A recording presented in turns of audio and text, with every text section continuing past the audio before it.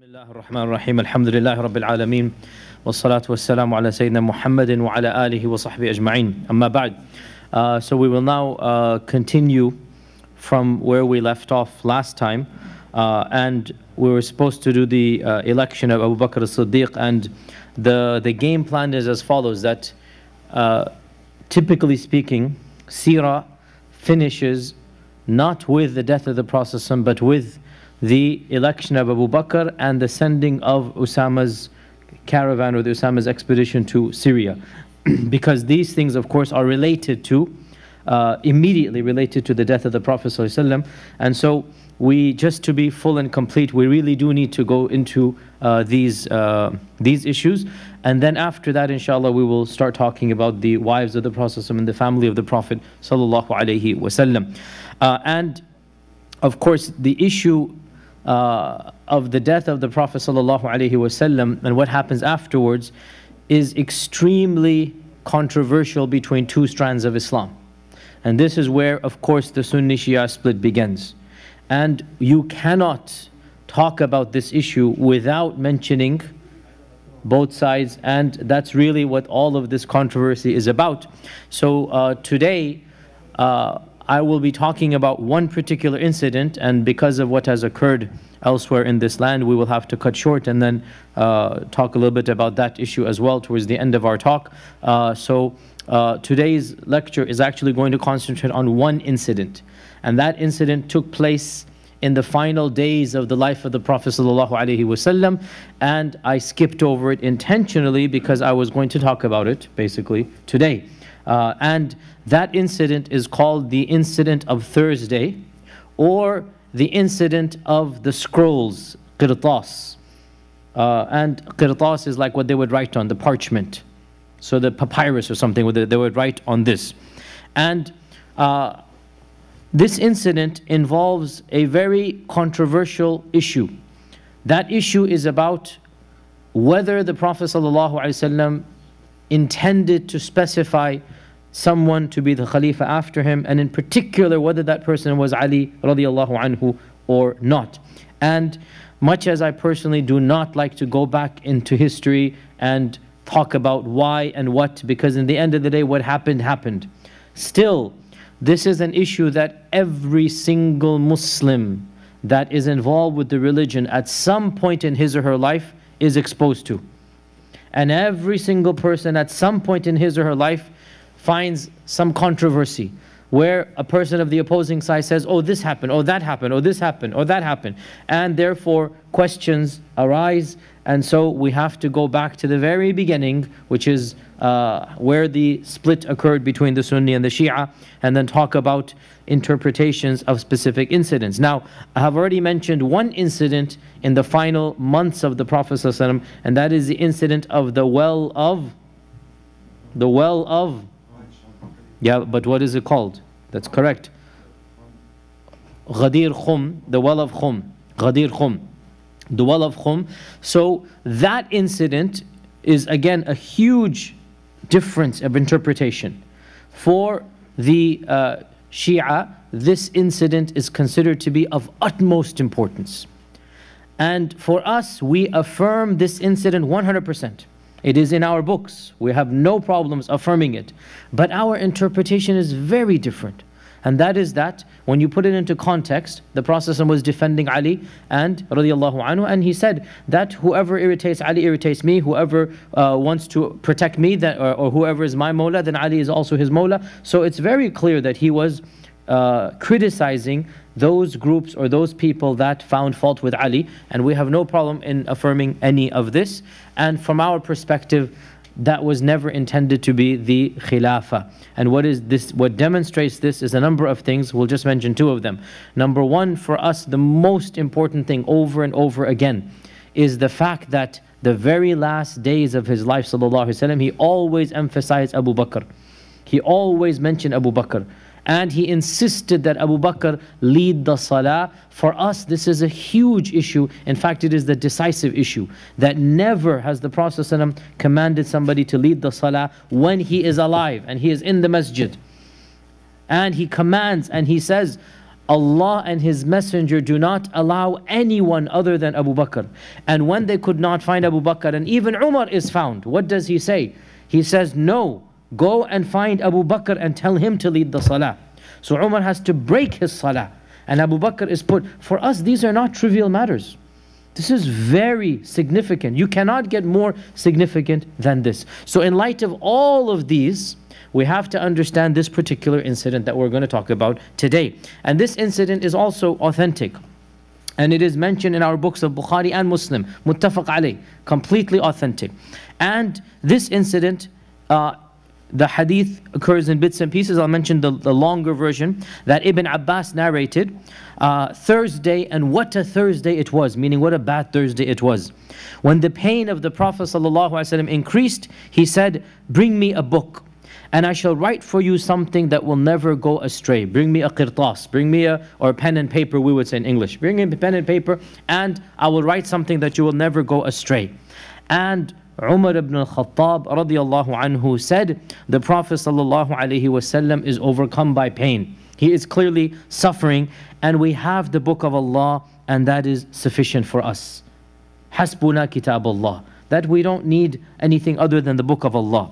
And some others said, it does not mention who is the one who said this in any book of hadith. It is not mentioned. Some others said that the Prophet ﷺ is speaking randomly because of his fever. Meaning, you know, when you have a strong fever, then you do not speak properly. You're just speaking things without understanding what he is saying. And we don't know who said this. None of the books of hadith mention who said this from the Sunni tradition. The Shia tradition say this was also Umar. But from our books, this is not the case. We do not know who said this. And others said, confirm what he wants. Ask him. So they went to ask him. And they differed amongst themselves, the Sahaba, what is to be done. And the laghat, or the voices, went back and forth. And the Prophet ﷺ then said, when he saw this differing, he said, "Qumu anni, stand away or stand up from me, for it is not befitting that any ikhtilaf goes on in my presence. You should not be having any ikhtilaf in my presence." And then Ibn Abbas says, later on, maybe the same day, maybe the next day, he advised them 3 things before he died. Number 1, expel the mushrikun from Jazirat al-Arab, from the Arabian Peninsula. Number 2, treat the delegations that come to you in the same manner as I used to treat them. Any new delegation comes, treat them the same. And then one of the sub-narrators says, and I forgot what was the third one. I forgot what was the third one. Then Ibn Abbas said, what a calamity. The biggest calamity was what came between the Prophet ﷺ and the writing of that parchment. And this hadith is Bukhari and Muslim, muttafaq alayh. No ikhtilaf, it is authentic, it happened, we all agree it happened. Okay, many issues to discuss. That will be our topic for today. And next Wednesday we'll come back and continue the election of Abu Bakr, because this is one of the things that we need to talk about with the election of Abu Bakr. And today we'll talk about this issue, this controversy. And before we get to the actual controversy, there are some tangential benefits that Bukhari radiallahu anhu derived from this hadith. He narrated this hadith in 7 different places in his book, 7 different places. And of the benefits that he derives, not related to the controversy, is the importance of writing down knowledge. The fact that the Prophet commanded them to write. So this shows we should be writing down. Of them is the importance of treating delegations that come in a positive and a good manner. That when delegations come to learn Islam, to study Islam, we should be hospitable to them. And this was of the last pieces of advice that the Prophet ﷺ gave. Of the benefits we learn from this incident is that it is not good to differ. And especially in front of the Prophet ﷺ, it was haram to differ. So he said, it is not befitting that differences occur in front of me. And so the Prophet ﷺ always disliked differences, and especially in front of him. And of the etiquettes that are mentioned by Imam al-Bukhari that we derive from this hadith is we should not sit too long when we visit the sick. Because in fact, it becomes a nuisance for the sick person. When we visit somebody, it should be for a quick period of time, short period, find out how they're doing and then move on. So we should not prolong our stay, or else obviously it becomes irritating for the person who is sick. Also, as for the third point that the narrator forgot, Ibn Hajar compiles other ahadith and he says, it seems to indicate one of 2 things. Either the third point was to send Usama's army to Sham, or that his grave should not become an idol, because both of these things are narrated in other versions that he said towards the end of his life, that the Usama's army should go, or that his grave should not become an idol. Now, let's get into the controversy. What is the controversy? The controversy is very simple. According to the non-Sunni groups, the Shia groups, the Prophet ﷺ explicitly intended to write the wasiyah for Ali ibn Abi Talib. That he wanted to say the person in charge should be Ali ibn Abi Talib. Clear? That is the whole controversy. That because of Umar, according to them, radiallahu anhu, this didn't happen. And Ibn Abbas is saying the biggest calamity, the calamity of Thursday, was the fact that the Prophet ﷺ did not get to write down that Ali should have been the Khalifa. Ibn Abbas didn't say that. But this is the interpretation of the groups, that this was the point. Okay, so today we'll talk about this controversy from three perspectives. Number one, the first one, not perspectives, three questions. The first question, how do we understand Umar's stance? Because Umar said, we have enough, the book of Allah is enough for us. And he diverted the command away to not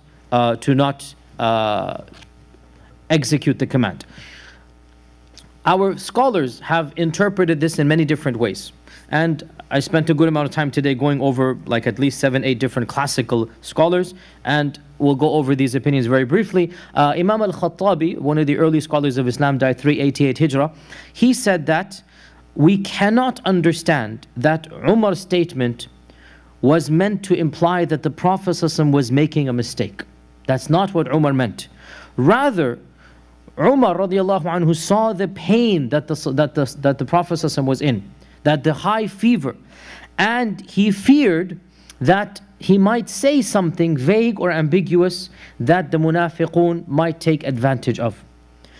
Additionally, he said, it is well known that the Sahaba would at times negotiate directly with the Prophet ﷺ if the circumstances required, such as what happened at the camping of Badr, such as what happened at the Treaty of Hudaybiyah. And so Umar assumed this was one of those times you can go back and forth. So this is Al-Khattabi's interpretation. Al-Maziri, who died 453 Hijrah and also an early commentator of Sahih Muslim, he says that it appears the Prophet is giving a command, bring me something to write.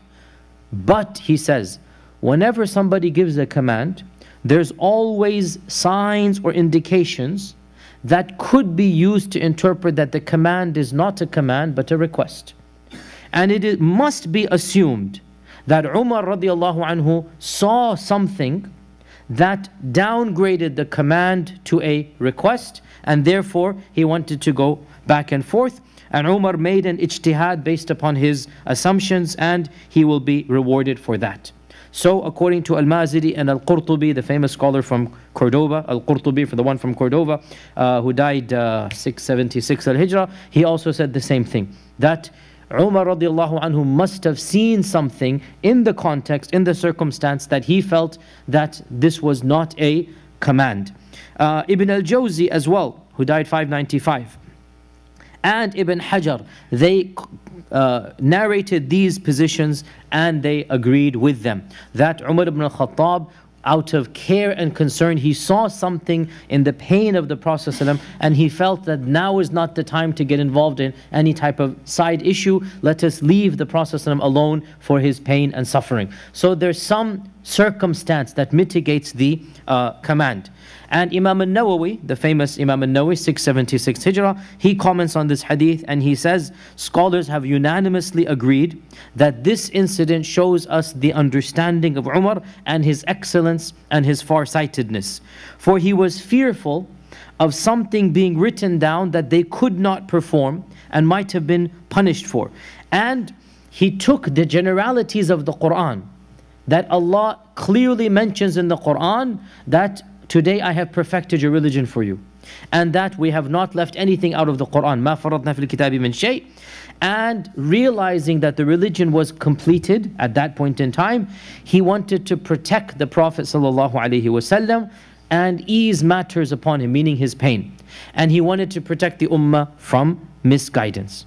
And this is also the position of Imam al-Bayhaqi, who died 438, that Umar wanted to make things easy. He saw the suffering of the Prophet ﷺ, the pain, and he simply felt compassion and mercy for him. Now, the point here is that we really, and there's no denying this, that we as Sunni Muslims look at this incident and we are biased.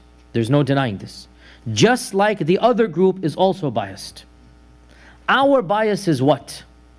Our bias is, in light of the track record of Umar ibn al-Khattab radiallahu anhu, in light of the previous 20 years and all that he has done, and the next 13 years that he's also going to live and demonstrate, we have to understand what he has done in a positive light.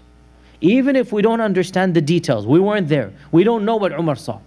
But there must be a leap of faith, and knowing Umar's past, and knowing what he will do in the future, and knowing all of the ahadith that praise Umar ibn al-Khattab. Of them is the Prophet ﷺ said, if there were a Nabi after me, it would be Umar. Of them is that if shaitan sees Umar coming down a path, he will run away. Of them is that there were people before who were inspired in ummahs. If anybody in the future were to be inspired, it would be Umar. So many ahadith about Umar ibn al-Khattab that are praising him. And in light of his credentials and resume, we simply have to have a leap of faith. And we say, whatever was his motivation, there must have been a good reason for it, even if we don't know the story. Now, obviously, the other group does not have a positive view of Umar from day one. And so when you don't have a positive view of somebody, and that person does something ambiguous, something semi-vague, and subhanAllah, this is the reality of the world we live in. If you really and truly love somebody, and they make a little mistake, you'll forgive and overlook, correct? If it is a mistake, I'm just saying ambiguous. And if you don't like somebody, and you have a long history, they do the same thing, what are you going to do? You're going to read in, and you're going to have a bad opinion. So the fact of the matter is that, and I'll be very honest here, Umar's actions are ambiguous. We really, personally, I cannot see something that is crystal clear. These explanations are good attempts, but in the end of the day, they're attempts. We were not there. These authors who explain it were not there. What did Umar see? What was the issue at hand that caused him to not immediately execute the command of the Prophet ﷺ? I wasn't there, but my opinion of Umar ibn al-Khattab radiallahu anhu, that we know from the Seerah, is that he must have had a very, very, very good reason. And he felt that reason was valid. And this is no doubt, I'll be honest, as you know, I'm not an apologist, I don't sugarcoat, I call a spade a spade. This is a point of theology. We jump a leap of faith that Umar must have had a good reason. And those who don't believe this of Umar, they will not do the jump. Okay? So this is the first question. Why did Umar do what he did? The majority opinion, pretty much the standard opinion, he saw something, he felt the status of the Prophet's pain, he wanted compassion for the Prophet, he was worried that somebody might mislead or misguide whatever the Prophet might say in this time. So for whatever reason, he simply just turned it around. The second question, regardless of what Umar's motivation is, what did he actually want to write? What did he want to write? What was this command?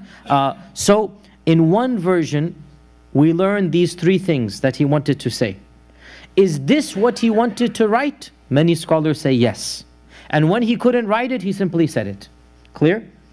That was the point, right? So these were the three. However, there's another opinion that a number of early scholars, including Sufyan ibn Uyayna, who died 198 Hijrah, including Sufyan ibn Uyayna, that the Prophet ﷺ actually wanted to write the exact opposite of what the other group says, and that is that he wanted to dictate a letter that Abu Bakr as-Siddiq should be the Khalifa after him. Should be the person in charge after him. The exact opposite. Where did we get this from? How could anybody say this? Because there are authentic narrations in Sahih Bukhari and in Sahih Muslim that before he fell this sick. Now, what day did this take place? This incident of Umar? Thursday. When did he pass away?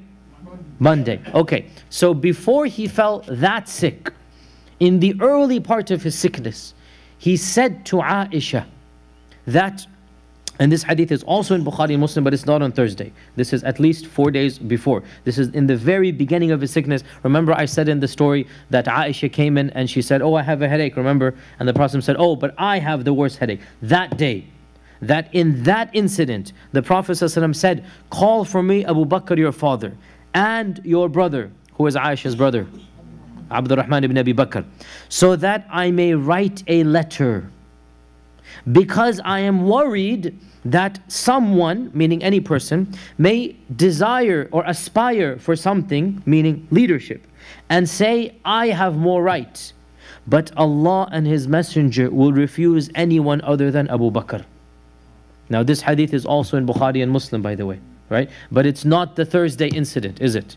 This is before that. Maybe it was Tuesday or Monday before. So this is way before by 3 days, not way before, by a few days. And this hadith is also in Bukhari and Muslim. So one can argue the exact opposite, and this is also the position of Ibn Taymiyyah, by the way. Ibn Taymiyyah, he wrote a 10-volume book, Minhaj al-Sunnah al-Nabawiyyah, which is a book where he discusses these differences between the two groups, and he goes into 10 volumes of detail. And in this, he clearly mentions that this letter, this is his opinion, this letter was a letter in favor of whom? Of Abu Bakr as-Siddiq. Okay, so this is the position that Ibn Taymiyyah had in his position, and it was also supported by a number of early scholars. And Allah knows best, it seems to be definitely more evidence than the other opinion. But there are two opinions. So the first one was he wanted to write these 3 things down, which were already mentioned, right? Expelling the mushrikun from Jazirah al-Arab and whatnot. And the second opinion, he wanted to write Abu Bakr's wasiyah. Okay, obviously from our perspective, we cannot follow the other position, that he wanted to write the wasiyah for Ali, because there's no evidence at all for that from our tradition.